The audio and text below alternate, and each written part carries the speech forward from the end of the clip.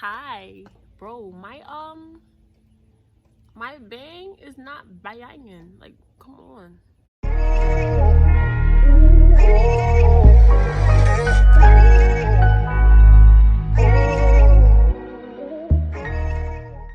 Hi, y'all. Okay, so I'm back with another video. Did you miss me? I know you did. So today I have Today, Junior? Today I'm gonna do an unpopular opinion based off of societal views. And yeah, there's a lot that's been going on for the past, few months, and I haven't been saying anything because nobody ever asked me about my opinion. But I'm just gonna put it out here anyway. So fight me. And I am day drinking, but it's okay because there's orange juice in it. So society says it's okay. Let's just get right into this. I saw this thing about IKEA. Roll the clip. IKEA workers calling out sick and threatening to walk off the job. It's all because of a racially insensitive menu put together to celebrate Juneteenth. The special menu featured foods like fried chicken and watermelon, a pairing historically used as a racist depiction of what African Americans eat. Bruh, how come everybody else can have a culture day but us? Historically, chicken, soul food, watermelon, that is like historically grounded in African American culture. So to sit there and be like, oh no, it's racist because you're only doing it because I'm black. Yes, they're only doing it because you're black. Every other culture is able to be celebrated, but as soon as it's time to celebrate black people, it's like, why are we stopping that? Food is a big part of culture. Like, every culture has their cuisine. They have, what they are known to eat, how they're known to dress, how they're known to speak, but food is universal. That's something that everybody can be a part of. So to sit there and try to make it such a big deal, it's like, why? All right, so I saw that the conversation about genderless bathrooms is coming back up, and I'm flabbergasted. One thing I've never understood is how people will sit there and be like, oh, genderless bathrooms are a problem because... Wait, can I say that? I don't think I can say that. We're gonna call them toddler ticklers, all right? If you think that genderless bathrooms are gonna give way for toddler ticklers to come and hurt your child, you must not really understand that the ones that are doing this do not care about the law. Like, I don't understand. Like, did you think that the cared about the law beforehand? If they did, they wouldn't be touching children. If the law and the idea of going to jail for a very long time and getting beat up and hurt in jail based off of that type of crime isn't enough to stop them, what makes you think a sign with a triangle is gonna stop them? They're gonna go up to the door and be like, oh no, that's just for women. Let me not touch that toddler today. No, they don't care about that. They don't care about a sign. They don't care about laws. They're above the law. And another thing, like, there are men who tickle toddlers and there are women who tickle toddlers. So to sit there and say a genderless bathroom is gonna make it worse, it's like, so either way, anybody can tickle a toddler at any time. But it's like, oh, you can only tickle your toddlers. Like, no, you men toddler ticklers, you stay in the men's bathroom with the other little boys. You female toddler ticklers, stay in the bathroom with the other little girls. We don't mix breeds. We don't mix them. Like, that's dumb. That's dumb. It's not even like this is an idea that just came out of nowhere because it's been genderless bathrooms. Like, people with disabilities have been living with these bathrooms for like all of their lives. So I don't understand why now it's a problem. Is it because of who it's helping? Oh, okay. Prostitution should not be decriminalized. Now, I believe wholeheartedly that prostitution should be legalized. But the whole idea of decriminalizing prostitution, it's disgusting. I believe wholeheartedly that sex workers should be able to do their thing. Let them live. At the end of the day, that's their body. If they want to sell it for some cash because somebody's desperate enough to give it to them, then let them do it. But I don't believe in decriminalizing prostitution. When you decriminalize something, that means that you can't go to jail for it, you can't get a fine, like, it just exists. It's just something that happens around here. There's no laws or anything to stop or regulate it. You just do what you do, really. That's what decriminalizing something is. If they legalize prostitution, that means that you'll still be able to do it, but you would have certain limitations. Like, you would have to still get checked out. You have to have some type of certification in order to do this type of work, and you would have to follow guidelines for keeping everything cleanly. A lot of people in sex work are against this because they feel like at the end of the day you're still controlling a woman's body. But if you're in sex work and you're not getting tested and you're not keeping it clean, it's like, that's disgusting. That's nasty. That is disgusting. That's gross. Why would you not want to keep yourself clean? Why would you not want to know? Why would you not want to have to do, weekly checkups or daily checkouts or whatever? Like, it just doesn't make sense how you could be in that sort of work and then not want a government to make sure that you're clean. As we see in Las Vegas, a lot of people patron, whorehouses. I don't know what to call them, prostitute houses, but a lot of people patron them. So if you have them all over the place and a whole bunch of people just not getting tested, not really caring what is going on around it, that can be a cesspool. I'm all for you being able to do your thing, but at the end of the day, it's all about being clean. That could also save you as well, because you can work for a place that does not care about that stuff. So now you are getting, infections and stuff because they don't have any regulations. The places that you're working with don't have any regulations, and the people before you that's coming in not getting tested has their juices all over the place, and now you sitting here slipping and sliding in their juices, and now you got chlamydia. I am so sick and tired, y'all. I am sick and tired of people taking non-black people doing the most ghetto, ratchet, disgusting, bottom of the barrel, trailer trash stuff, and then sitting there and comparing that to blackness. I've never seen anybody compare Steve Jobs to being a black person, or who else? What's another white person doing good things? I don't be in white people business, I'm not gonna lie. But I've never seen nobody see like the up there 1% white people and say, oh, you acting black. You need to stop talking proper because you acting black. You need to stop dressing like that because you acting black. You need to stop making millions because you acting black. It's always ratchet, loud, just embarrassing themselves type of non-black people that y'all like, oh no, that's blackness right there. Cut that out. It's not cut that out because you're embarrassing yourself. It's cut that out because now you acting black and you're not. That's like, what? It just don't make sense. And then we sit there and we say, oh, how come everybody looks as black people as we're down here? We look at us like we're down here. And if you're not black, please do not even pay attention to this. Go for it because it has nothing to do with you. But we are perpetuating our own stereotypes by saying that, and I don't understand why y'all don't see that. Because if somebody sat there and said, oh, all you black people are ratchet and loud and y'all don't talk right and y'all just look around, y'all walk around looking sloppy with all your wigs all twisted, like, time out, I should have never did that, y'all would be mad. So why do we keep perpetuating that same stereotype into other people, saying they're trying to be us? And it's not to say that we care about what non-black people think about us, because we do not. We're gonna do us either way. But at the end of the day, we can't sit here and fight to end certain stereotypes so that we can grow as a people, and then sit there and then when we see somebody acting that same stereotype, we're saying that we want to stop perpetuating. That's it. That's a nigga. No, it's not a nigga. Y'all are hypocritical. And that's something that I peeped. Because I'm looking at the difference in the comments and how people feel about Porsha and her man. And he's, still married, but he's separated and she's, with him. And how down low, disgusting y'all are making her seem for even being with somebody who's still married, even though they're separating and in the divorce process. When Kanye is now dating some girl, and all of a sudden, oh, that's okay. He had to move on eventually. This man is still married. And people are trying to say that Porsha knew the wife of her fiance now, and that's what made it bad. But at the end of the day, so did Kanye's girlfriend. She used to work for him. And Kim was always at his fashion show, so there's no way that she did not see Kim, at least speak to her once. There's no way.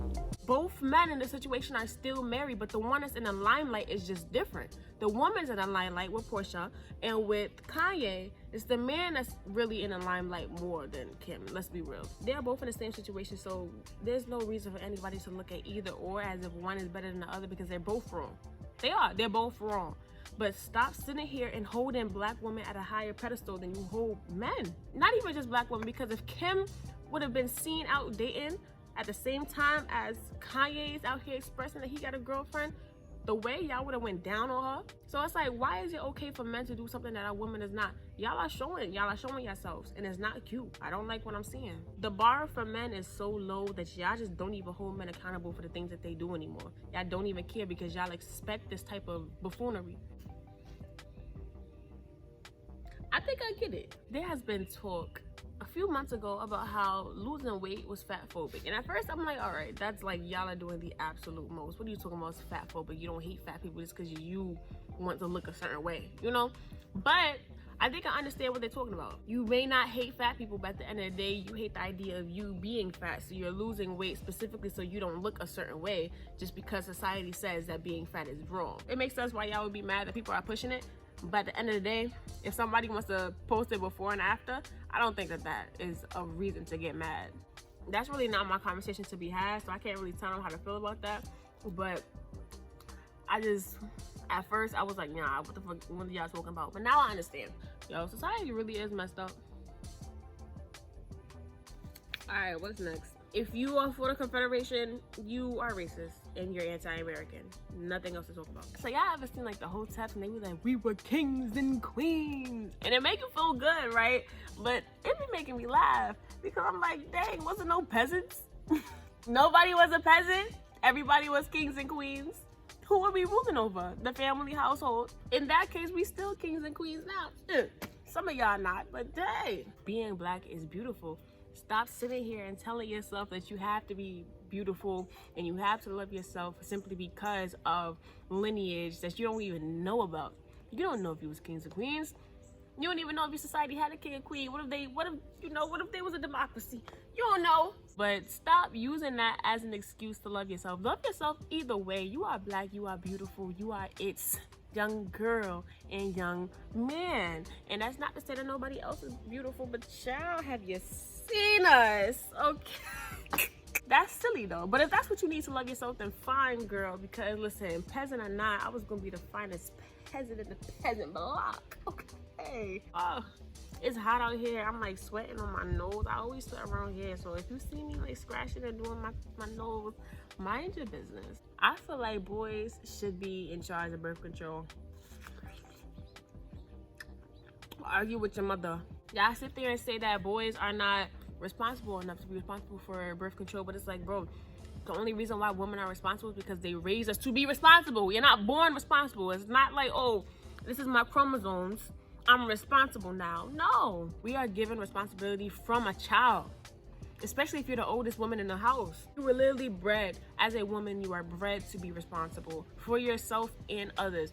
Teach your men the same thing, because at the end of the day, they are just sitting here like crop dustering their sperm all over people. Wouldn't you want to drug up the person who can't control themselves?